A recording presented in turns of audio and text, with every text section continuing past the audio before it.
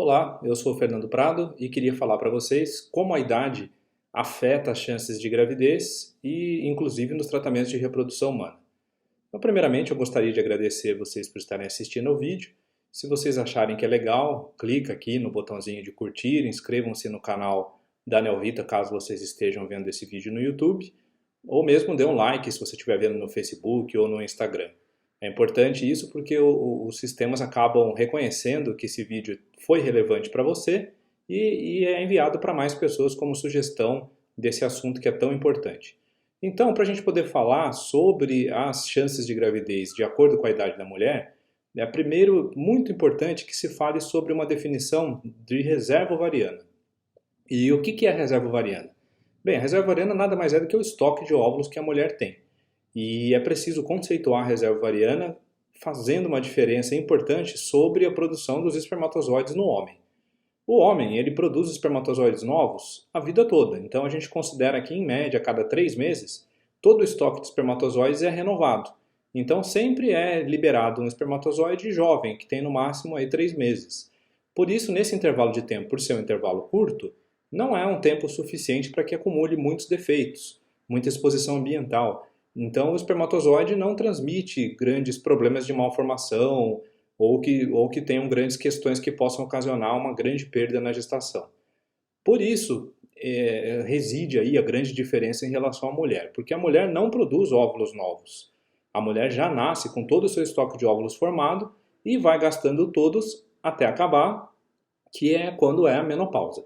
Então, para a gente ter uma ideia de como isso funciona, o estoque de óvulos da mulher, ele tem o seu limite máximo ainda na metade da gestação, quando a mulher está dentro do útero da mãe dela, ao redor ali de 20, 22 semanas. E esse estoque é ao redor de 7 milhões de óvulos, que a gente chama nessa fase de folículos primordiais. Quando a criança nasce, esse estoque que era de 7 milhões de óvulos, ele já cai para 2 milhões. E isso continua reduzindo. Então, do nascimento até a primeira menstruação, que a gente pode colocar em média como sendo ao redor dos 12 anos, de 2 milhões, esse estoque já caiu para 500 mil óvulos. E esses 500 mil óvulos são os úteis, que a mulher vai usar todos até acabar, que é quando chega na menopausa. Então, se a gente colocar uma média da menopausa aí com 52 anos, dos 12 até os 52 são 40 anos. E nesses 40 anos a mulher vai gastar os 500 mil óvulos. Se a mulher não tivesse nenhum atraso menstrual na vida, nunca engravidasse, não tomasse nenhum tipo de hormônio, a gente estima que, em média, ela teria 500 ciclos menstruais. Então, fazendo uma média, são 500 mil óvulos para 500 ciclos menstruais, que a gente tem uma média de mais ou menos 1.000 óvulos para cada ciclo menstrual. Só que a gente sabe que a mulher ovula apenas um todo o ciclo menstrual. E os outros 999, o que acontece? É um processo que a gente chama de atresia, os óvulos atrofiam ou morrem mesmo, né? Então é uma seleção natural bem forte. A natureza acaba selecionando um de cada 1.000 para ser o melhor óvulo, aquele óvulo que pode dar a criança mais adequada, que não tenha nenhum problema genético. E por isso que a gente tem essa grande seleção, essa grande escolha de um para cada 1.000. Mas esses números são média, na verdade, né? Então uma mulher aí com 15, 20 anos, ela acaba perdendo mais do que 1.000 por mês para um ovular. E quando ela tem 42, 45, acabam perdendo menos do que 1.000 só para um poder ovular. E qual que é a grande questão então, e aí retomando aquele ponto na diferença com a produção dos espermatozoides no homem? Os óvulos, como eles já estão aí até mesmo antes da mulher nascer, esses óvulos passaram por toda a exposição ambiental que a mulher também passou, desde a vida intrauterina. Então tudo que a mãe desta pessoa passou na gestação, medicamento, questões ambientais, aqueles óvulos também sofreram.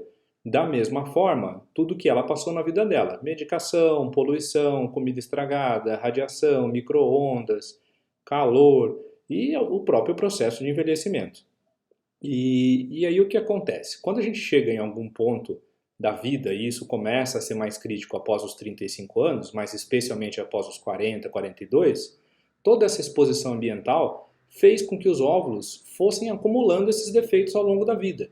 Então, esses óvulos passam a ter uma qualidade pior, com uma chance menor de fertilização e, consequentemente, uma chance menor de formar embriões e também com mais riscos de ter malformações fetais. E daí a gente vê, né, essa história do risco aumentado de síndromes genéticas, como a síndrome de Down, por exemplo, que estejam relacionados com a idade da mulher. E por isso é de fundamental importância que a mulher se planeje para engravidar antes dos 35 anos de uma maneira ideal. Mas a gente sabe hoje que a nossa realidade não é bem assim, que a mulher entrou mesmo para valer no mercado de trabalho desde a década de 60 do século passado. Hoje estuda, ocupa cargos, faz pós-graduação, tem posições de importância na sua carreira profissional. E para poder chegar nesse ponto, a gente requer aí um tempo, um amadurecimento tanto da questão familiar quanto da questão profissional e financeira também. E normalmente esse ponto é muito difícil que seja atingido antes dos 35 anos. Então o que a mulher precisa fazer e pensar? Caso ela não tenha uma previsão de engravidar antes dos 35 anos, ela pode deixar os óvulos congelados, que é um tema de um outro vídeo que a gente vai falar também mais para frente. Ou ela precisa realmente pensar aí num tratamento de fertilização in vitro se tiver com alguma dificuldade de engravidar. E a gente considera que após os 35 anos a infertilidade é definida como dificuldade de engravidar se tiver só 6 meses de tentativa. Então a gente não precisa esperar um ano após os 35, justamente porque os resultados são menores quando a mulher tem mais de 35 anos. Agora, se é uma mulher com menos de 35, a gente pode esperar até um ano de tentativas para dizer que é um casal infértil, né?